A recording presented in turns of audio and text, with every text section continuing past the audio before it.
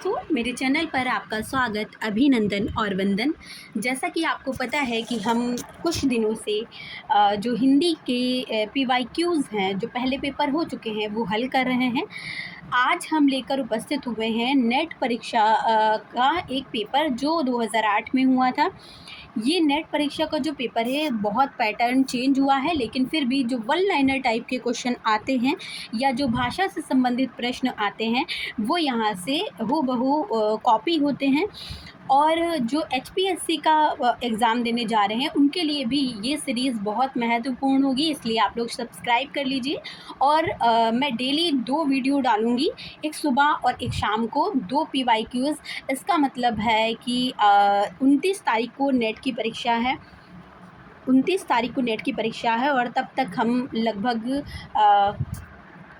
24 PYQs हल कर लेंगे, मतलब 24 पेपर हल कर लेंगे हम।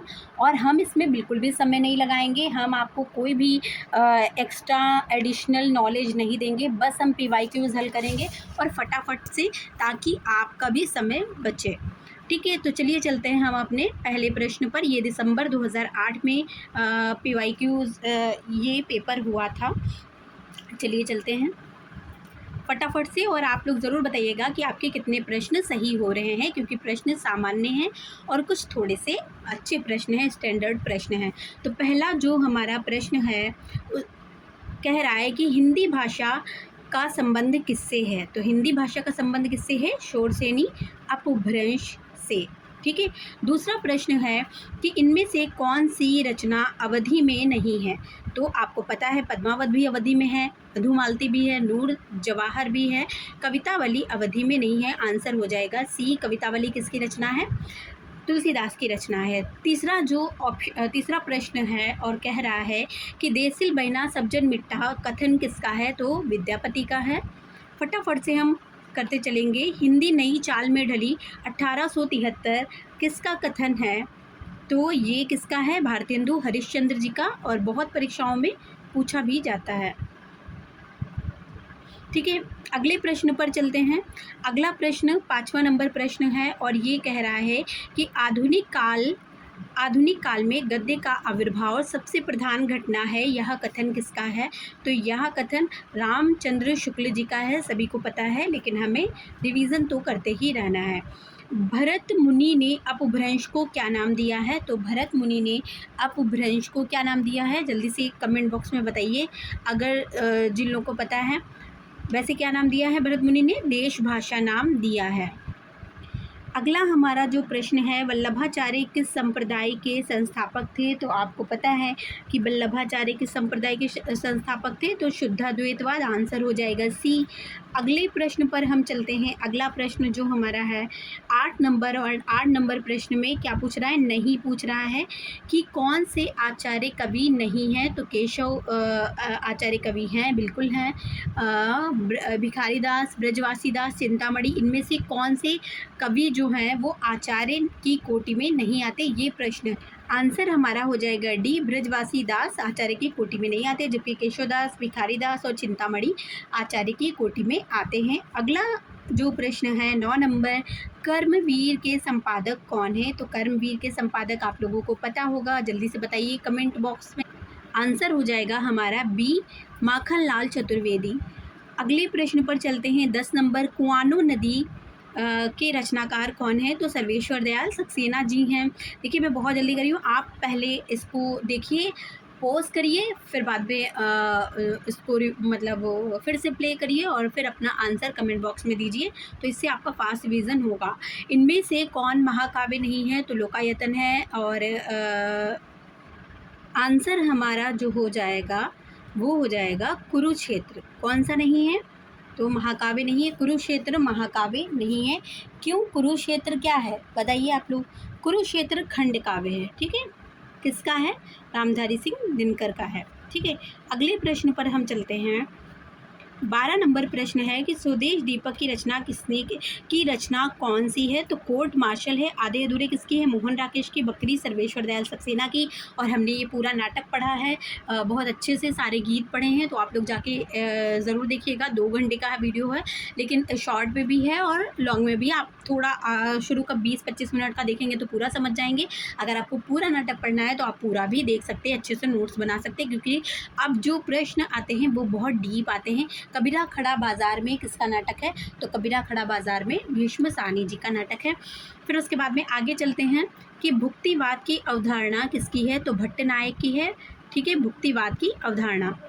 14 नंबर प्रश्न पर चलते हैं कि उज्ज्वल नीलमणि किस आचार्य की रचना है? तो उज्ज्वल नीलमणि जो रचना है, ये आंसर हो जाएंगे हमारे बी, रूप गोस्वामी जी की ये रचना है। और बाकी रचनाएं भी, बाकी जो कवि हैं उनकी भी रचनाएं हम देख लेते हैं, जो आचार्य हैं। सबसे पहले हम देख लेते हैं मधुसूदन सरस्वती जी की क्या रचना है? भगवत भक्ति रसायन है इनकी। रामानंदन की क्या है? रामार्चन पद्धति है। और रामानुजाचार्य की क्या है? श्री भाष्य है। तो ये भी आप याद रखिएगा, रामानंद की रामार्चन पद्धति और मधुसूदन सरस्वती की भगवत भक्ति रसायन। ठीक है, और इनकी श्री भाष्य है। फिर अगले प्रश्न पर चलते हैं। 15 नंबर प्रश्न है कि सर्वव्यापी एक कुम्हार जाकी महिमा आरा न पार, हिंदू तुरक का एके करता, सबे ब्राह्मण सबे भरता, यह पंक्ति किसकी है? इसी तरह का एक कोटेशन कबीरदास ने भी कहा है, लेकिन ये जो पंक्तियां हैं ये किसकी हैं? मलूकदास की हैं। इसलिए आपके साथ लिए इम्पॉर्टेंट हो जाती हैं, क्योंकि कई बार हम बस देख के क्या कह देते हैं कि ये कबीरदास की पंक्ति हैं। ठीक है, तो फिर ये किसकी हैं? एक बार फिर से देख लेते हैं। सर्वव्यापी एक कुम्हार जाकी महिमा आरा न पार, हिंदू तुरक कर का एके करता, एके ब्राह्मण एके भरता। इसी तरह से कबीरदास की भी पंक्ति है कि मुझे इस समय याद नहीं आ रही है, लेकिन कबीरदास की भी इस तरह की एक पंक्ति है, आप लोगों को पता होगा। फिर उसके बाद में हम चलते हैं, भाषा प्रवीण सुछंद सदा रहे, सो घन जी को कवित्व बखाने, यह पंक्ति किसकी है? ये जो पंक्ति है ये किसकी है और किसके संदर्भ में की गई है, ये भी आप लोग बताइए। ठीक है, क्योंकि ये बहुत पूछा जाता है और बहुत फेमस ये जो पंक्ति है ये है। तो भाषा प्रवीण सुछंद सदा रहे, सो घन जी के कवित्व बखाने, ये जो है ये घनानंद के संदर्भ में कही गई है। और ये पंक्ति किसकी है? ये ब्रजरत्न दास की पंक्ति है। आंसर हो जाएगा हमारा सी। आगे चलते हैं हम अगले प्रश्न पर। 17 नंबर प्रश्न है और 17 नंबर प्रश्न कह रहा है कि अपने यहाँ संसद ऐसी धानी है जिसमें आधा तेल आधा पानी है, ये किसका है? तो ये धूमिल का है, आपके पाठ्यक्रम में लगा भी हुआ है। अगला जो प्रश्न है कि नागरी प्रचारणी सभा काशी के संस्थापकों में से कौन नहीं थे? तो शिव कुमार, बाबू श्याम सुंदर दास, आचार्य रामचंद्र शुक्ल, भारतेंदु हरिश्चंद्र, प्रताप नारायण मिश्र, बालकृष्ण भट्ट या रत्नाकर और शिव प्रसाद गुप्त कौन से इसमें नहीं थे, ये पूछा है। नहीं, संस्थापकों में से थे, कौन से थे ये पूछा है। तो बताइए आप कौन थे? सर हम आंसर हो जाएगा हमारा शिव कुमार सिंह थे और बाबू श्याम सुंदर दास, ये दोनों लोग जो थे, मतलब संस्थापकों में थे। अब कितने लोग थे संस्थापकों में? 3 लोग थे। एक तो शिव कुमार थे, एक बाबू श्याम सुंदर दास थे, एक राम नारायण मिश्र भी थे। ठीक है, राम नारायण मिश्र। ठीक है, देखिए कैसे हम पता कभी कंफ्यूज हो जाए तो देखिए, इसमें राम आया है, ठीक है, इसमें श्याम आया है, इसमें शिव आया है, राम श्याम शिव। ठीक है, ये भी आप ध्यान रखिएगा, पता चले शिव सिंह दे दें तब क्या करेंगे, तो इसलिए ध्यान रखिएगा। फिर 19 नंबर जो हमारा प्रश्न है कि निम्नलिखित में कौन सी पत्रिका है? निम्नलिखित में कौन सी हिंदी की पत्रिका है, मतलब पत्रिकाएं ये जितनी हैं इसमें हिंदी की कौन सी पत्रिका है? तो दक्षिण निधि तो दक्षिण भारत की पत्रिका है। ठीक है, और ये सब भी, केरल दर्शन भी आपको दक्षिण भारत की पत्रिका, लेकिन ये केरल ज्योति जो है ये भी दक्षिण भारत की ही पत्रिका है। ये चारों दक्षिण भारत की ही पत्रिकाएँ हैं, लेकिन ये जो केरल ज्योति पत्रिका है ये हिंदी में छपती है। तो इसलिए हमारा ऑप्शन जो हो जाएगा ए ऑप्शन हो जाएगा। और इसका प्रकाशन कौन करता है? केरल हिंदी प्रचार सभा त्रिवेंद्रम के तत्वाधान में भास्करन नायर के संपादक में 1966 से यह प्रारंभ हो रही है। ठीक है, ये भी याद रखिएगा कि 1966 से केरल से निकलती है केरल ज्योति। अगला जो प्रश्न है, विपाशा पत्रिका का प्रकाशन किस प्रदेश से होता है? तो विपाशा का संपादन हिमाचल प्रदेश से होता है। आप HPSC पेपर देने जाएंगे तो अब चूँकि हरियाणा, हिमाचल ये सब आसपास पड़ते हैं, तो आपको ये थोड़ा सा याद रखना चाहिए। आगे हम चलते हैं 21 नंबर पर, और 21 नंबर में रचनाओं का सही कालक्रमानुसार रचनाएं पूछा है। ठीक है, तो सबसे पहले देख लेते हैं किन रचनाओं को पूछा है, बाद में हम लगाएंगे। पहले देख लेते हैं कीर्तिलता पूछा है, विनय पत्रिका पूछा है, वीर सिंह देवचरित पूछा है और ठाकुर ठसक पूछा है। ठाकुर ठसक किसकी है? सबसे पहले हम ये प्रश्न को हल करने का तरीका है, वरना तो मैं सीधा सीधा आंसर भी बता सकती हूँ। तो ठाकुर ठसक किसकी है? ठाकुर की है। और ठाकुर कौन से? रीति मुक्त काव्यधारा के हैं। ठीक है, रीति मुक्त काव्यधारा के हैं। ठीक है, क्योंकि सब अलग अलग काल की रचनाएं हैं, इसलिए हमें इस तरह से लगाना है। वीर सिंह देवचरित किसकी है? सॉरी, वो सब कुछ स्क्रीन थोड़ा सा गड़बड़ कर रही है। ठाकुर ठसक किसकी है? रीतिकाल के कवि की है, ठाकुर की है। ठीक है, और ये कौन सी शताब्दी की है? मतलब रीतिकाल की है, तो 1600 के बाद की ही है। ठीक है, फिर उसके बाद में देव सिंह चरित ये किसकी है? ये केशव की है, और ये भी रीतिकाल के ही कवि की है। विनय पत्रिका किसकी है? भक्ति काल की है, तो ये तो पहले आएगी। ठीक है, चूँकि ये भक्ति काल की। कीर्तिलता किसकी? आदिकाल की है, तो ये सबसे पहले आएगी। तो आदिकाल की रचना हमारी सबसे पहले जाएगी, और इसका समय भी मैं बता देती हूँ, 14वीं शताब्दी है। ठीक है, क्योंकि विद्यापति 14वीं शताब्दी के थे। और विनय पत्रिका का समय क्या है? तो विनय पत्रिका का समय 1596 है। ठीक है, 1596। फिर उसके बाद में वीर सिंह देवचरित का समय क्या है? 1607 है। ठीक है, इसका समय 1607 है, और इसका समय 1600 के बाद है। तो हमारी जो हो जाएगा, हमारा आंसर हो जाएगा वो ए हो जाएगा। ठीक है, फिर उसके बाद में 22 नंबर पर चलते हैं। 22 नंबर में भी क्रम लगाने को पूछा है। कौन कौन सी रचनाएं हैं? उर्वशी है, पद्मावत है, पथिक है, अनामिका है। अनामिका छायावाद की है, पथिक छायावाद उत्तर की है। पद्मावत जो है ये भक्ति काल की है, और उर्वशी जो है वो किसकी है? वो हमारी छायावाद उत्तर युग की ही रचना है। तो सबसे पहले कौन सी आ जाएगी? पद्मावत आ जाएगी, क्योंकि पद्मावत सबसे पहले। अब देखते हैं हम कि पद्मावत किस में सबसे पहले है। तो पद्मावत 2 में सबसे पहले है। तो फिर अब हम देखते हैं कि पथिक जो है वो पथिक पहले आएगी, क्योंकि उर्वशी सबसे बाद में जाएगी। तो हम इस तरह से भी अपना थोड़ा सा दिमाग लगाकर सही आंसर पा सकते हैं। लेकिन फिर भी मैं आपको बता दूं कि पद्मावत का समय कितना है? 1540 है। फिर उसके बाद में पथिक का कितना समय है? 1920 है। ठीक है, बहुत इंपॉर्टेंट भी है। मिलन, पथिक, ये सारी रचनाएं याद रखिएगा। अनामिका का कितना है? 1923 है। निराला का पहला काव्य संग्रह है। और उर्वशी का कितना है? सभी को पता होगा, 1961 है। तो पद्मावत का 1540, पथिक का 1920, अनामिका का 1923 और उर्वशी का 1961। डन हो गया ना? तो यही हमारा आंसर भी हो जाएगा। 23 नंबर प्रश्न पर चलते हैं हम। 23 नंबर प्रश्न हमारा ये कहता है, फिर से सही अनुक्रम लगाना है। कौन कौन से किसके ये नाटक हैं? जयशंकर प्रसाद के नाटक हैं। तो सबसे पहले प्रायश्चित, फिर चंद्रगुप्त, ध्रुव स्वामिनी और सज्जन। तो आपको पता होगा कि सबसे पहले सज्जन नाटक आता है, तो हमारा आंसर जो हो जाएगा वो सी हो जाएगा। लेकिन फिर भी हम एक बार देख लेते हैं कि किसका क्या सन है, प्रकाशन वर्ष क्या है, ताकि हमें रिवाइज़ हो जाए, क्योंकि रिवाइज़ होते चलता है तो बहुत सही रहता है। तो सबसे पहले आ जाएगा सज्जन। सज्जन का सन क्या है? सज्जन जो प्रकाशन हुआ था वो 1910 में, प्रसाद का पहला नाटक है।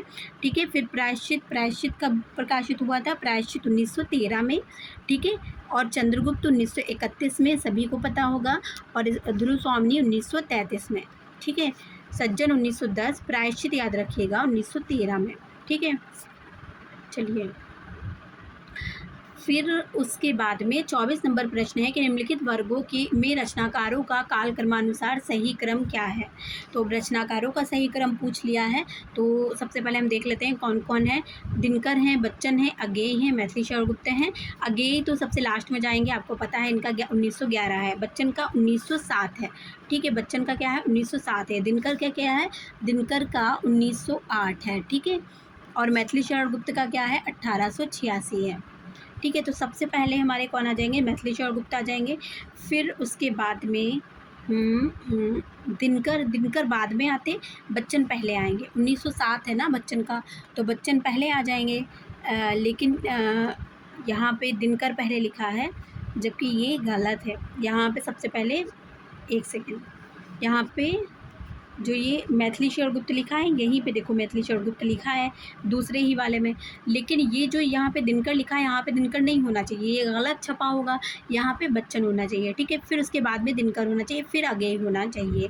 तो हमारा आंसर तो ये सही, ये इस तरह से सही होगा, बाकी जो इसमें छपा है ये गलत है। अगले जो प्रश्न पर हम चलते हैं, तो इसमें क्या है, कालक्रमानुसार आचार्यों का सही क्रम लगाइए। फिर से जो भारतीय काव्य शास्त्र के आचार्य हैं उनका कालक्रम पूछ लिया गया है। मम्मट आपको पता है 11वीं शताब्दी के हैं, आनंदवर्धन आपको पता है 9वीं शताब्दी के, भामा आपको पता है कि 6वीं शताब्दी के, दंडी जो हैं वो 7वीं के हैं।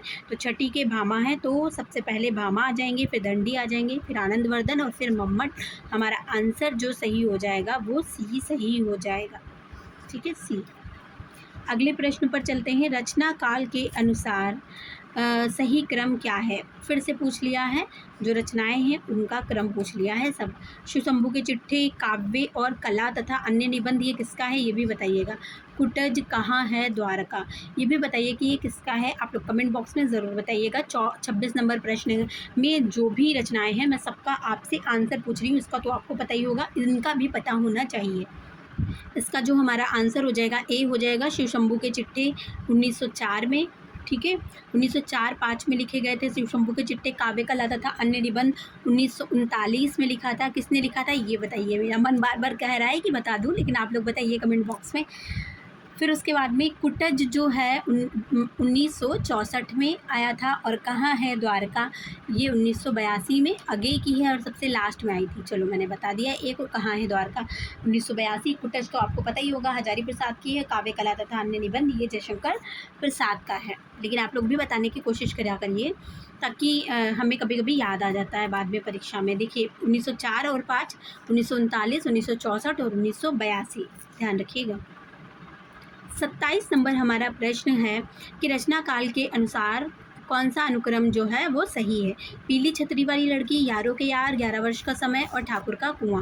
देखिए सबसे पहले तो 11 वर्ष का समय बहुत पहले की रचना है, शुरू इसको पहली कहानियों में गिना जाता है, इसलिए ये सबसे पहले आ जाएगी। फिर ठाकुर का कुआं आपको पता है मुंशी प्रेमचंद की रचना है, क्या यारों के यार कृष्णा सोबती की है। और पीली छतरी वाली लड़की ये जो रचना है ये उदय प्रकाश की है। तो ये आंसर तो हमारा ये सही हो जाएगा, लेकिन फिर भी हम सन देखते हैं तो 1903 में, 11 वर्ष का समय 1903 में, ठाकुर का कुआं 1932 में, ठीक है, और यारों के यार 1967 में, 67 में, और पीली छतरी वाली लड़की उदय प्रकाश की है और 2001 में। पीली आंधी भी है एक, वो भी बताइएगा आप लोग किसकी है, ठीक है। चलिए अगले प्रश्न पर चलते हैं कि रचनाकाल की दृष्टि से सही अनुक्रम बताइए, ठीक है। नई कविता पूछा है, नागरी नीरद पूछा, दिनमान, चांद, ये पत्रिकाएं हैं और इनका जो रचना क्रम पूछा है कि सही क्या होगा। तो बताइए कि किसने कौन सी पत्रिका निकाली है, संपादक भी आप लोग बताइए कमेंट बॉक्स में। देखिए सबसे पहले तो हमारी हो जाएगी नागरी नीरद। क्यों? नागरी नीरद भारतीय हिंदू युग की पत्रिका है और 1893 में निकली थी। बद्री नारायण चौधरी प्रेमघन जी ने निकाली थी, और कहाँ से निकाली थी? मिर्ज़ापुर से। और ये कौन सी पत्रिका है? ये साप्ताहिक पत्रिका है। शुरुआत की जितनी भी पत्रिकाएं थी वो सब कौन सी पत्रिकाएं थी? साप्ताहिक पत्रिकाएं थी, ठीक है, 1893 में। और किसने? बद्री नारायण चौधरी प्रेमघन ने। उसके बाद में जो हो जाएगी वो हमारी चांद हो जाएगी, ये 1920 में आई थी, ठीक है। उसके बाद में जो हमारी पत्रिका हो जाएगी नई कविता 1954, सभी को पता होगा, जगदीश गुप्त ने निकाला था, और ये अर्धवार्षिक है। ये शायद आपको ना पता होगी, ये अर्धवार्षिक है, मतलब महीने में साल में 2 बार ही निकलती थी, ठीक है, 6 महीने पर एक बार निकलती थी। तो ये अर्धवार्षिक है, ये इलाहाबाद से निकलती थी, ठीक है। महादेवी वर्मा की जो चांद थी ये भी साप्ताहिक थी, ठीक है। PYQs हल करने का ये अर्थ नहीं होता कि बस आप लगाते चले जाइए, उसके साथ साथ आपको जो फैक्ट मिलते हैं वो भी बहुत इंपॉर्टेंट होते हैं। लेकिन अभी चूँकि आपका एग्ज़ाम आ रहा है तो मैं ज़्यादा डिटेल में नहीं जाऊँगी, लेकिन हाँ कुछ डिटेल जो इम्पोर्टेंट है वो ज़रूर बताऊँगी। दिनमान जो पत्रिका है ये 1965 में आई, और ये किसकी है? रघुवीर सहाय की है, और ये साप्ताहिक ही थी। तीनों पत्रिकाएँ साप्ताहिक थी और ये दिल्ली से निकलती थी, ठीक है, दिल्ली से निकलती थी। तो जो चांद पत्रिका है ये प्रयाग से निकलती थी। नई कविता पत्रिका ये कहाँ से? इलाहाबाद से निकलती थी। और ये जो मतलब प्रयाग से ही निकलती थी, और फिर उसके बाद में ये जो दिनमान है ये दिल्ली से निकलती थी, नागरी नीरद मिर्ज़ापुर से निकलती थी, सारी साप्ताहिक थी। बस अर्धवार्षिक कौन सी है? आपकी नई कविता अर्धवार्षिक है, आप याद रखिएगा। आगे चलते हैं हम। उपन्यासों का कालक्रमानुसार सही अनुक्रम क्या है? ये लगाइए, उपन्यासकारों का। फिर हम देखते हैं देवकीनंदन खत्री हैं, भारतेंदु युग के हैं, तो सबसे पहले यही दिए हैं, तो यही हो जाएंगे सबसे पहले। ठीक है, इनका जन्म कब हुआ था? 1861 में हुआ था। और राधिका रमण प्रसाद सिंह का जन्म कब हुआ था? तो राधिका रमण प्रसाद सिंह का जन्म आपको पता होगा 1890 में हुआ था। अमृतलाल नागर का जन्म कब हुआ था? अमृतलाल नागर का जन्म 1916 में हुआ। मोहन राकेश का कब जन्म हुआ? 1925 में हुआ। ठीक है, यही सही हो जाएगा। आगे चलते हैं 30 में। 30वां प्रश्न कह रहा है क्या सही है? कवियों का अनुक्रम पूछा है। सबसे पहले देखिए, श्रीधर पाठक है, माधवी वर्मा है, त्रिलोचन है और श्रीकांत वर्मा है। श्रीधर पाठक का जन्म कब हुआ था? 1859 ईस्वी में हुआ था। ठीक है, द्विवेदी युग के कवि हैं, प्रथम स्वच्छंदतावादी कवि भी माना जाता है, और श्रीधर पाठक को भारतेंदु और द्विवेदी युग के बीच की एक कड़ी भी माना जाता है। ठीक है, बाल मुकुंद गुप्त को माना जाता है कि श्रीधर पाठक को? आप लोग बताइए। महादेवी वर्मा जो हैं ये इनका जो जन्म है वो 1907 ही है, जो बच्चन का है, जो हजारी प्रसाद का है। ठीक है, त्रिलोचन का जो जन्म है वो 1917 है, और जो श्रीकांत वर्मा का है वो 1931 है। हमारा आंसर जो सही हो जाएगा वो ए सही हो जाएगा। आगे चलते हैं। 31 नंबर प्रश्न क्या कह रहा है कि उपन्यासकारों और उनकी रचनाओं को सुमेलित कीजिए। देशद्रोही, भूले बिसरे चित्र, अनाम दास का पोथा, निरुपमा। 4 पूछे गए हैं, आपको पता होगा निरुपमा किसका है? निरुपमा निराला का है। ठीक है, उपन्यास है ये। अनाम दास का पोथा हजारी प्रसाद द्विवेदी का है। भूले बिसरे चित्र भगवती चरण वर्मा का है। और देशद्रोही किसका है? देशद्रोही आपको पता होना चाहिए कि यशपाल का है देशद्रोही। ठीक है, तो हमारा जो आंसर हो जाएगा वो कौन सा हो जाएगा?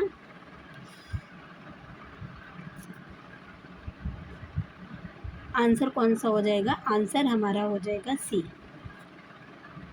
ठीक है, चलिए चलते हैं। 32 नंबर प्रश्न भी कोट वाला है, कोड वाला प्रश्न है। पंक्तियों के साथ सुमेलित करना है। जात पात पूछे नहीं कोई, हरि को भजे सो हरि का होई। तो ये किसने कहा है? तो ये कहा है रामानंद जी ने। ठीक है, दूसरा देख लीजिए, पहले का चौथा कौन सा आ रहा है? ये आ रहा है, तो हमारा आंसर सही हो जाएगा ये। लेकिन फिर भी हम सभी पढ़ेंगे। गिरा अनयन नयन बिनु बानी, गिरा अनयन नयन बिनु बानी, ये किसकी पंक्तियाँ हैं? तो ये तुलसीदास की पंक्तियाँ हैं। प्रेम प्रेम ते होए, प्रेम ते परही पहिए, ये किसकी पंक्ति है? तो ये सूरदास की पंक्तियाँ हैं। मानुष प्रेम भयो बैकुंठी, ये किसकी पंक्तियाँ हैं? तो ये जायसी की हैं। ठीक है, ये बहुत इंपॉर्टेंट पंक्तियाँ हैं। मानुष प्रेम भयो बैकुंठी। ठीक है, प्रेम प्रेम ते होए, प्रेम ते परही पाइए, ये सूरदास की बहुत इंपॉर्टेंट पंक्तियाँ हैं। चलो आगे चलते हैं। ये तो देखा ही नहीं, अच्छा देख लिया था, नहीं देखा था क्या? जात पात पूछे नहीं कोई, ये किसका है? ये रामानंद का है। ठीक है, हरि को बजे सो हरि का होए, तो चौथा ये है, तो यही सही हो जाएगा सी। 33 नंबर हमारा प्रश्न है, कहानीकार हैं और उनकी कहानियों का क्रम लगाना है। ठीक है, कृष्णचंद्र, हरिशंकर परसाई, राजेंद्र यादव, कमलेश्वर। कमलेश्वर की राजा निर्बंसिया है, सभी को पता है। डी का दूसरा देख लेते हैं, 2 में डी है तो एक और मिलाते हैं। राजेंद्र यादव का कौन है? जहाँ लक्ष्मी कैद है, तो दोनों में ए दिया हुआ है, वाह भाई वाह। फिर बाद में हरिशंकर परसाई का देख लेते हैं। हरिशंकर परसाई की जो रचना है, ये कौन सी रचना है? हाँ, 5 रुपए की आज़ादी, ये हरिशंकर परसाई की रचना है। ठीक है, कृष्णचंद्र की कौन सी रचना है? तो कृष्णचंद्र की रचना है महुए का पेड़। ठीक है, महुए का पेड़ किसकी रचना है? कृष्णचंद्र की रचना है महुए का पेड़। तो यहाँ पे ए का कौन सा है? 3, तो हमारा आंसर हो जाएगा ये याद रखिएगा। 2 रचनाएं आपको अच्छी से मिली हैं, एक तो महुए का पेड़, ठीक है, और एक 5 रुपए की आज़ादी। वापसी किसकी है? ये तो आपको पता होगा, पूजा प्रेमवदा की है वापसी। ठीक है, 1960 UPSC के पाठ्यक्रम में भी लगी हुई है। चलिए आगे चलते हैं।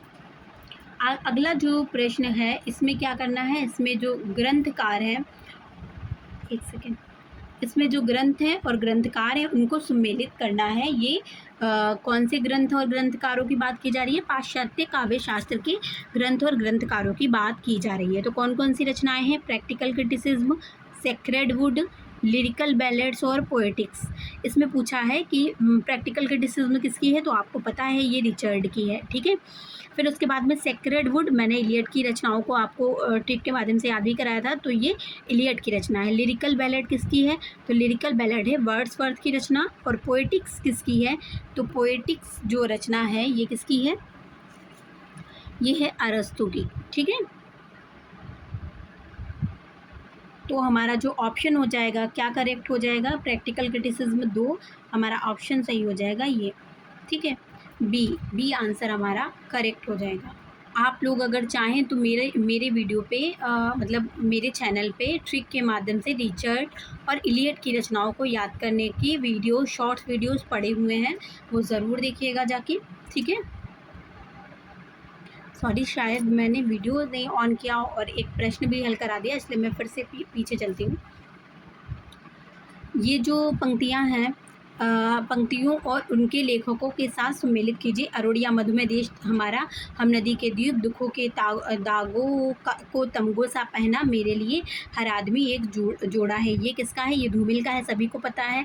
दुखों को तमगो सा पहना ये मुक्तिबोध का है। हम नदी के द्वीप अज्ञेय का है। और अरोड़िया मधुमेह देश हमारा जयशंकर प्रसाद का है। और ये किस नाटक से लिया गया है? आप ये भी बताइएगा कि कौन से नाटक से लिया गया है, ठीक है। चलिए, तो आंसर कौन सा हमारा हो जाएगा? आंसर हो जाएगा ए का तीसरा है, तो तीसरा एक ही में बात की गई है, हमारा आंसर हो जाएगा सी, ठीक है। सी। आगे चलते हैं। नया ज्ञानोदय, अमृत, साहित्य अमृत, वाक और दस्तावेज, इन पत्रिकाओं का जो क्या उसको बोलते हैं संपादन पूछा है कि किसने किसका किया है। तो नया ज्ञानोदय का आपको पता होगा कि रविंद्र कालिया ने किया है, ठीक है। नया ज्ञानोदय का किसने किया है? रविंद्र कालिया ने, बिल्कुल करेक्ट हो जाएगा ए। साहित्य अमृत का किसने किया है? तो साहित्य अमृत का किसने किया है? चलो दूसरा देख लेते हैं। वाक का किसने किया है? वाक का सुधीर पचौरी ने किया है, सभी को पता है। दस्तावेज का किसने किया है? दस्तावेज का विश्वनाथ प्रसाद तिवारी ने किया है। और अब हम देख लेते हैं कि अब बचा हमारा साहित्य अमृत। तो साहित्य अमृत को त्रिलोकीनाथ चतुर्वेदी ने किया था। अभी मुझे लगा कि ये भिलोकीनाथ क्या है, त्रिलोकी एक थे, उन्होंने किया है, ठीक है। मैंने बहुत दिमाग लगाया तब इसको समझ में आया है मेरे को। त्रिलोकी नारायण चतुर्वेदी ने किया है इसका, ठीक है। तो हमारा जो आंसर हो जाएगा पहले का पहला ये वाला, ठीक है।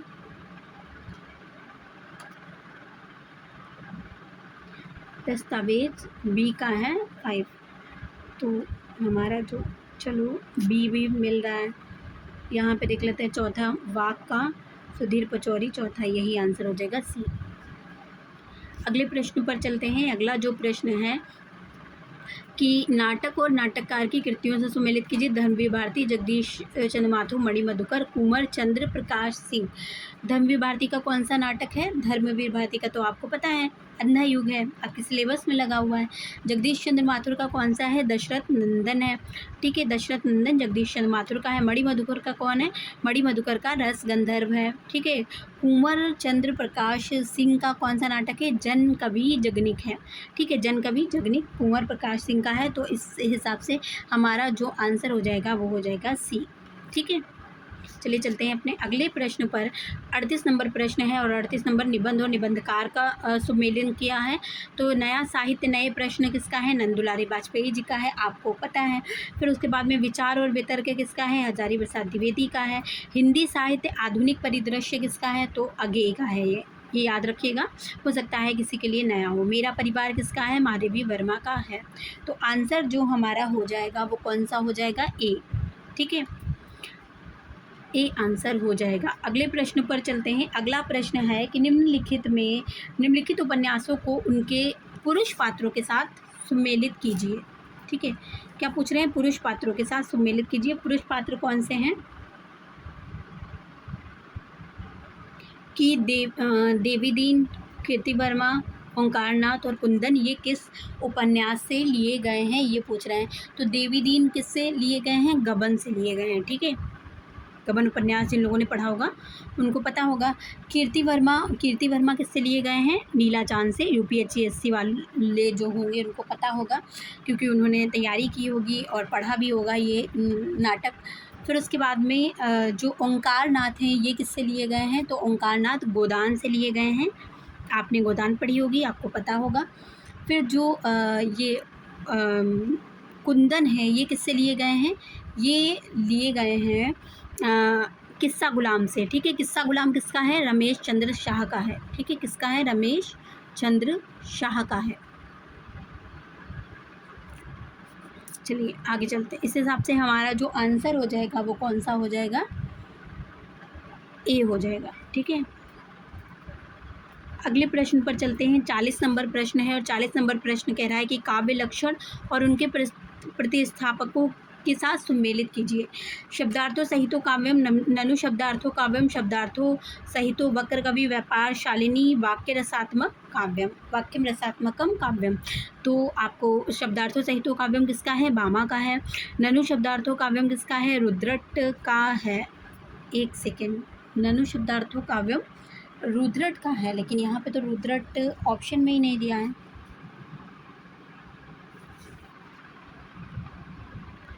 मुझे तो ये याद है कि ननु शब्दार्थों काव्यम रुद्रट का है, लेकिन इसमें तो मतलब इसके हिसाब से तो शब्दार्थों सहितो काव्यम मतलब पहला का तीसरा अगर हम देखें तो इसमें आ रहा है, तो दूसरे का पहला आ रहा है, मतलब दंडी आ रहा है। तो दंडी का तो ननु शब्दार्थों काव्यम नहीं है, बिल्कुल भी नहीं है। एक सेकंड में चेक करती हूँ, लेकिन मुझे पक्का पता है कि रुद्रट का है। जी ये प्रश्न तो गलत है, रुद्रट का ही है, ठीक है। अगर मुझे पुस्तक मिल जाएगी, वैसे मुझे मिल नहीं रही है पुस्तक, अगर पुस्तक मिल जाएगी तो उसका प्रमाण मैं यहाँ पे लगा दूँगी। फिर शब्दार्थों सहितो काव्य वक्र कवि व्यापार शालिनी ये कुंतक का है, ठीक है। आपको भी पता होगा, इतना तो सभी को पता होगा। वाक्यम रसात्मकम काव्यम ये किसका है? तो ये विश्वनाथ का है, ठीक है। तो आंसर हमारा आप ऐसे ही देख लीजिए, क्योंकि आंसर इसका हम क्या ही बताएं जब मिस प्रिंट है। चलिए चलते हैं स्थापना और तर्क पर। स्थापना कह रही है कि मनोविज्ञान के आधार पर व्यक्ति के भाषागत ग्रहण और संप्रेषण सामर्थ्य में अंतर स्वाभाविक है। मतलब मनोविज्ञान के आधार पर व्यक्ति के जो भाषागत ग्रहण है और संप्रेषण जो है सामर्थ्य जो होती है उसमें अंतर स्वाभाविक होता है, क्योंकि प्रत्येक व्यक्ति की मनोवैज्ञानिक क्षमता में अंतर नहीं है। ये तो बिल्कुल गलत है, क्योंकि प्रत्येक व्यक्ति की अपनी अपनी मनोवैज्ञानिक क्षमता होती है, ठीक है। तो इसका जो आंसर हो जाएगा ए सही और आर गलत, ठीक है, क्योंकि आर तो पूरी तरीके से गलत ही है, ठीक। चलिए चलते हैं 42 नंबर पर। 42 नंबर प्रश्न ये कह रहा है कि 42 नंबर प्रश्न ये कह रहा है कि नए काव्य में नए जीवन मूल्यों की प्रतिष्ठा और स्वतंत्र प्रयोग की प्रवृत्ति मिलती है, क्योंकि इसमें जीवन मूल्यों का बिखराव मिलता है। नए काव्य की बात की जा रही है और कहा जा रहा है कि उसमें नए जीवन मूल्यों की प्रतिष्ठा, मतलब जो नए जीवन मूल्य बन गए हैं उनकी प्रतिष्ठा और स्वतंत्र प्रयोग की प्रवृत्ति मिलती है। जी बिल्कुल मिलती है, क्योंकि इसमें जीवन मूल्यों का बिखराव मिलता है। तो हाँ बिल्कुल, जीवन मूल्यों का भी बिखराव हमें नए काव्य में देखने को मिलता है। तो ए और आर दोनों सही हैं, हमारा आंसर जो हो जाएगा वो ए हो जाएगा। फिर उसके बाद में 43 नंबर प्रश्न है। 43 नंबर प्रश्न कहता है कि कामायनी का नायक शास्त्रीय महाकाव्यों के नायकों से भिन्न है, ठीक है। कामायनी का नायक कैसा है? शास्त्रीय महाकाव्यों से भिन्न है। फिर कह रहे हैं क्योंकि उसका अजनबीपन जीवन के प्रति तुच्छता बरतता है। बिल्कुल नहीं, जीवन के प्रति तुच्छता तो नहीं बरतता है।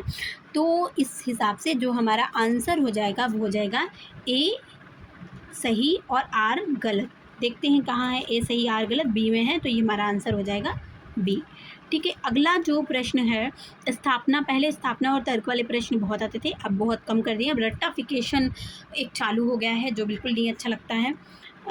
चलिए देखते हैं, क्या ही कर सकते हैं। बैर क्रोध का अचार या मुरब्बा है, क्योंकि बैर से दोस्ती बढ़ती है।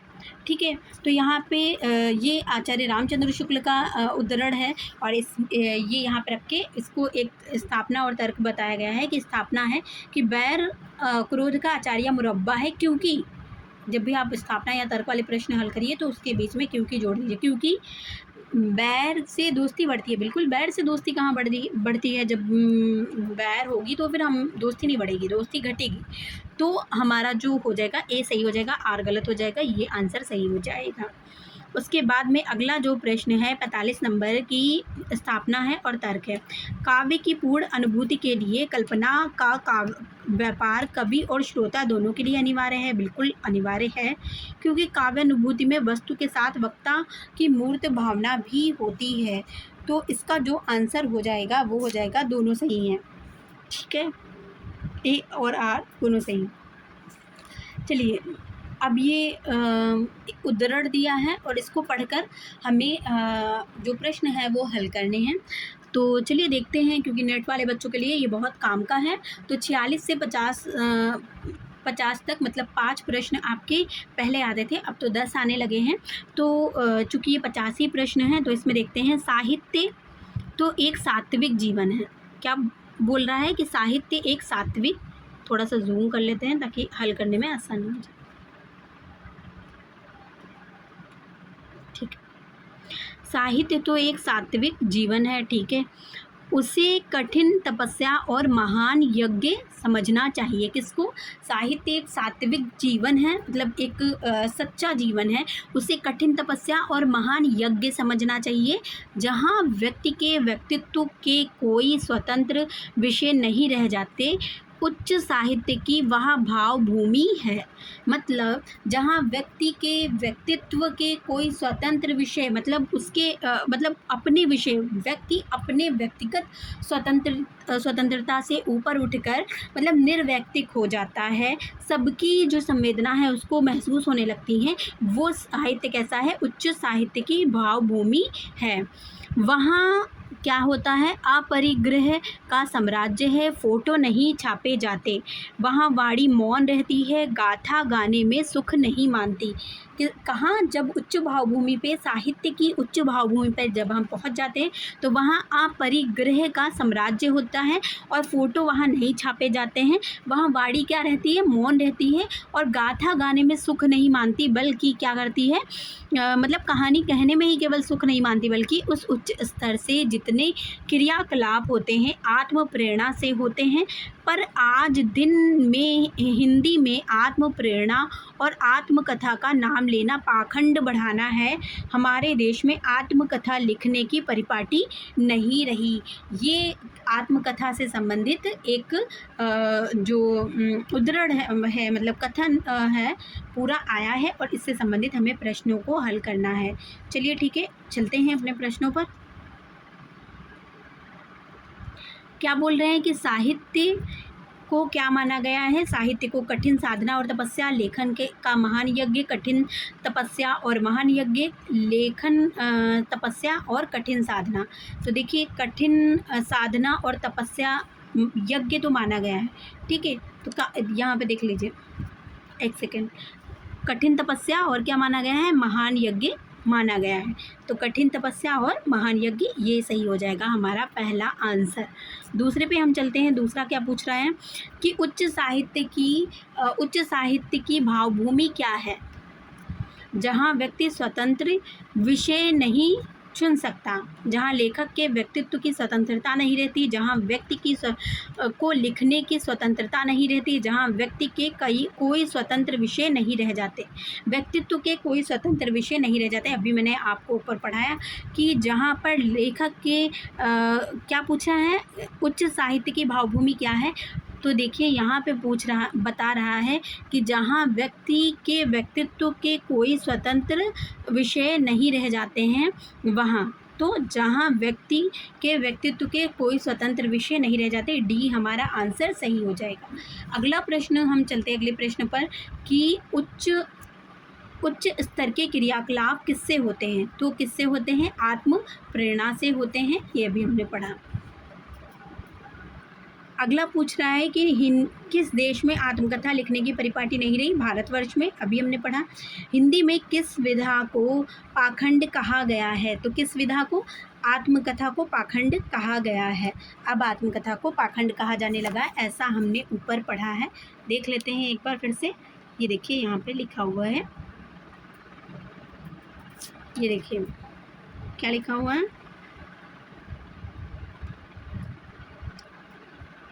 क्रियाकलाप आत्म प्रेरणा से होते हैं, ठीक है। और फिर क्या है, आत्मकथा नाम लेना पाखंड रह गया है हमारे देश में, मतलब भारतवर्ष में, ठीक है। तो ये थे 50 प्रश्न। कैसे लगे आपको, आप कमेंट बॉक्स में ज़रूर बताइएगा। आपको लगा कि हाँ इससे आपको कुछ हेल्प मिलेगी या नहीं, या मैं इस सीरीज़ को कंटिन्यू जारी रखूँ या नहीं, आप लोग ज़रूर बताइएगा। चलते हैं और मिलते हैं बहुत जल्द एक नए वीडियो के साथ में। तब तक के लिए आप इसको लाइक करिए, शेयर कर दीजिएगा, ताकि और लोग भी हमारे साथ जुड़ें, और लोग भी लाभान्वित हों। और बाकी मिलते हैं अगले वीडियो में। धन्यवाद।